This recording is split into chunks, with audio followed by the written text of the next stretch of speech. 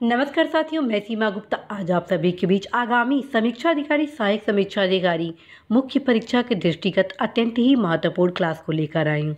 और आज की इस क्लास में मेरे द्वारा शासकीय पत्र के अत्यंत ही सरल प्रारूप को बताते हुए आज जो क्लास का मुख्य एजेंडा है यह बताना कि यदि शासकीय पत्र के बारे में आपसे यह पूछा जाता है कि शासकीय पत्र एक लिखिए, या क्वेश्चन ये पूछा जाता है कि शासकीय पत्र का एक प्रारूप बनाइए, उस क्रम में आप क्या करेंगे इसके संबंध में आज इस क्लास में आपको महत्वपूर्ण जानकारियाँ दी जानी है।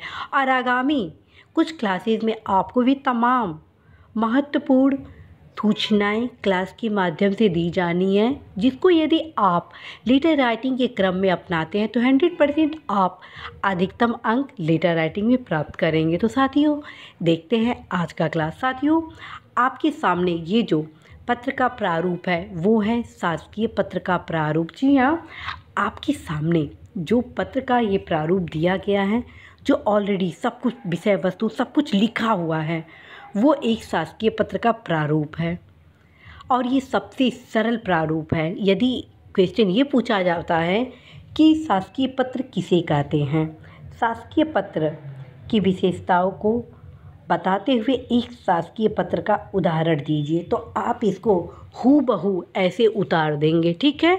और यदि क्वेश्चन ये पूछा जाता है कि शासकीय पत्र किसे कहते हैं, शासकीय पत्र की विशेषताओं को बताते हुए एक सरकारी पत्र अथवा शासकीय पत्र का प्रारूप बनाइए, उस क्रम में आप क्या करेंगे, इसके जो मुख्य अंश है उसको बनाएंगे। देखिए, यदि प्रारूप लिखने को बोले जाते हैं, एक उदाहरण दीजिए शासकीय पत्र का या एक शासकीय पत्र को लिखिए, तो उस क्रम में तो जो ये लेटर आप देख रहे हैं एज इट इज़ आपको उतार देना है, कुछ भी नहीं करना है, इसको एज इट इज़ फॉर्म में आप वहाँ उतार देंगे, बशर्ते कोई विषय वस्तु न दिया गया हो, क्योंकि विषय वस्तु के क्रम में आप शासकीय पत्र को लिखते हैं। और यदि कोई विषय वस्तु नहीं दिया गया है तो आप इस विषय वस्तु के क्रम में इस शासकीय पत्र को लिख सकते हैं। ध्यान रखें, यदि कोई विषय वस्तु दे दिया जाता है तब भी आप इसी प्रारूप पे लिखेंगे, ठीक है। ये एक आप स्थानांतरण के संबंध में मैं आपको यहाँ पर प्रारूप दी हूँ। तो सबसे पहले मैं बताऊँ साथियों, संख्या ये होता है पत्र संख्या, ठीक है। पत्र संख्या से ही आप किसी भी प्रकरण पर अग्रेतर कार्रवाई की जानकारी प्राप्त करते हैं, इसलिए ये जो भाग होता है अत्यंत ही महत्वपूर्ण होता है, इस पर भी नंबर आपको मिलता है, कदापि इसको ना छोड़िएगा। अब चूँकि अब ई ऑफिस के माध्यम से काम होने लगा है तो पत्र संख्या यहाँ मेंशन किया जाता है और फाइल संख्या वगैरह जो होता है वो यहाँ पर ऊपर आपके सेंट्रल में मेंशन किया जाता है। लेकिन आप अभी हाल फिलहाल में यहाँ पर ही पत्र संख्या लिखेंगे। दूसरा, एक यहाँ पे आपको नंबर मिला, दूसरा आपका ये जो प्रेषक है, यहाँ पर आप प्रेषक के बाद अधिकारी का नाम लिखते हैं, क्योंकि जब भी प्रेषक शासकीय पत्र में लिखा जाता है तो वहाँ पे अधिकारी का नाम होता है, डेजिनेशन होता है और विभाग का नाम होता है। लेकिन जब सेवा में होता है तो सेवा में अधिकारी का नाम नहीं होता है, ठीक है। यहाँ पे अभाषा जो देख रहे हैं वो नाम नहीं है, बल्कि क्या है, पद नाम रहेगा। जैसे आयुक्त हुए, अध्यक्ष प्रशासक हुए, प्रमुख अभियंता हुए, और यहाँ पर विभाग का नाम रहेगा। फिर यहाँ पर तीसरे में एड्रेस हो जाता है, फिर आप यहाँ पर अनुभाग का नाम लिखेंगे, उसके बाद स्थान, फिर दिनांक, ये सब पे आपको नंबर मिलना है। एक भी कुछ छोड़े तो लेटर गड़बड़ हो जाएगा। और फिर आप यहाँ विषय लिखते हैं, विषय क्या है, श्री क ख ग विपणन निरीक्षक का स्थानांतरण के संबंध में, अर्थात ये ट्रांसफ़र से रिलेटेड एक शासकीय पत्र है। फिर यहाँ पर महोदय लिखने के बाद आप यहाँ पे क्या लिखिए, उपयुक्त विषयक श्री स.च.म. माननीय मंत्री पंचायती राज विभाग उत्तर प्रदेश का पत्र दिनांक 8/2/21 की छायाप्रति संलग्नक सहित प्रेषित करते हुए मुझे यह कहने का निर्देश हुआ है कि कृपया उक्त स्थानांतरण संबंधी प्रकरण पर शीघ्र नियमानुसार अग्रेतर कार्रवाई करते हुए कृत कार्रवाई की सूचना से शासन को अवगत कराने का कष्ट करें, ठीक है। और ये ध्यान रखिए, जब आप शासकीय पत्र महोदय से स्टार्ट करते हैं तो जो आप पत्र लिख रहे हैं, अर्थात ये जो पत्र है, तो ये जो ऊपर जो विषय हो गया और ये किसके क्रम में है, माननीय मंत्री, तो यहाँ पे उनके पत्र की छाया प्रति संलग्नक सहित, संलग्नक है सहित है, तो इस लेटर के साथ मैं एक संलग्न भी की हूँ, तो ये मैं यहाँ पे नीचे फिर मेंशन करती हूँ, संलग्नक यथोक्त। यथोक्त का मतलब जो ऊपर जिसकी चर्चा की जा रही है, ठीक है। फिर साथियों ये ध्यान रखें, हमेशा शासकीय पत्र में ये वर्ड लिखा जाता है जिस पे आपको नंबर मिलेगा। मुझे यह कहने का निर्देश हुआ है कि, ये वर्ड ध्यान रखिए, मुझे यह कहने का निर्देश हुआ है कि, ठीक है। और फिर अवगत, हमेशा रिस्पेक्टफुल शब्द का प्रयोग किया जाता है।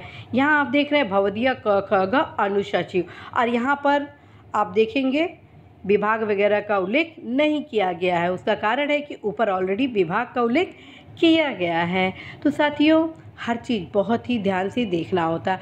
आप सभी को यह भी अवगत कराना है कि जब प्रारूप बनाने को पूछा जाए तो आपको क्या क्या प्रारूप बनाने में लिखना है। प्रारूप बनाने, जी हाँ, लिखने को नहीं, प्रारूप बनाने, ये टोटल आप एज इट इज उतारेंगे। ये जो प्रेषक और सेवा में है उसको पूरा उतारेंगे, यानी कि कहीं से भी कोई भी मीन्स काटेंगे नहीं, ये सब रहेगा। ये भी रहेगा, ये भी रहेगा, ये भी रहेगा, ये भी रहेगा, यानी कि यहाँ से लेके यहाँ तक टोटल आपको लिखना है, ठीक है। अब आइए मुख्य जो विषय सामग्री, इसमें बस आपको नहीं लिखना है, लेकिन लिखना क्या है ये ध्यान रखिए। ये है जहाँ पर मैं टिक लगा रही हूँ उपयुक्त विषयक, ठीक, यहाँ पर, यहाँ तक आपको ये लिखना है। ये शब्द अवश्य लिखेंगे। बस अब आपको क्या नहीं लिखना है, ये जो मैं कटिंग कर रही हूँ, ठीक, बस ये 2 लाइन नहीं लिखना है। अब इसके बाद आप ये टोटल लिखेंगे, मुझे यह कहने का निर्देश हुआ है कि कृपया उक्त, ये पूरा आपको लिखना है। फिर इसके बाद यहाँ पर आप ये कट कर देंगे, यानी स्पेस देकर छोड़ देंगे। फिर यहाँ से लिखेंगे शीघ्र नियमानुसार कार्रवाई करते हुए कार्रवाई सूचना शासन को अवगत कराने कष्ट करें। फिर ये भी आपको लिखना है प्रारूप बनाने में, और ये भी आप एज इट इज़ फॉर्म में लिखेंगे। यानी बस आपको प्रारूप बनाने के लिए यदि कहा जाता है तो बस आपको क्या क्या छोड़ना है, ये छोड़ना है, ठीक है, ये नहीं लिखना है। बाकी आपको एज इट इज़ फॉर्म में लिखना है। तो साथियों यदि फिर भी आपको कोई कन्फ्यूज़न है प्रारूप बनाने और प्रारूप लिखने में, तो आप अवश्य ही कमेंट बॉक्स के माध्यम से अवगत कराएंगे। आई होप कि आप सभी प्रारूप लिखने और प्रारूप बनाने में समझ गए होंगे। ध्यान रखें, फिर से बहुत सारे ऐसे युवा हैं जो क्या किए, प्रारूप बनाने के बारे में पूछा गया, प्रारूप बनाने के बारे में, तो वो यहाँ पे प्रेषक लिखे, फिर इसको ऐसे ऐसे कर दिए, फिर यहाँ सेवा में किए, फिर इसको ऐसे ऐसे कर दिए, फिर यहाँ पर विषय लिखे और फिर ख़त्म कर दिए। अरे भाई, जब विषय आप लिख रहे हो तो जो विषय का महत्वपूर्ण पॉइंट होता है, चलिए मत लिखिए, लेकिन आप ये तो लिखेंगे विषय में के संबंध में, क्योंकि ये की पॉइंट है, इस पर आपको नंबर मिलेगा, ठीक है। भले आप ऐसे यहाँ पे आप स्पेस दे के छोड़ दीजिए, लेकिन के संबंध में तो आपको लिखना ही होगा। और फिर महोदय भी लिखना है, और फिर उपयुक्त विषय, ये शब्द लिखना ही लिखना है आपको। फिर उसके बाद आपको मुझे यह कहने का निर्देश हुआ है कि कृपया उक्त, ये जितना मैं अंडरलाइन लगा रही हूँ ये सब आपको लिखना है।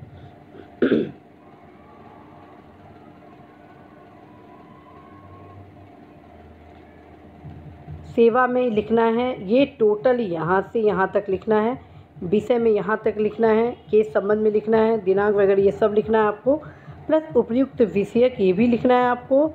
फिर मुझे यह कहने का निर्देश हुआ है कि कृपया उक्त अग्रेतर कार्रवाई करते कृत को, ये इतना आप अवश्य लिखेंगे ही लिखेंगे। और नीचे ये जो भौतिक देख रहे हैं उसको भी आप अवश्य लिखेंगे। तो साथियों यदि अब भी कोई आपको समस्या हो ज़रूर बताइएगा।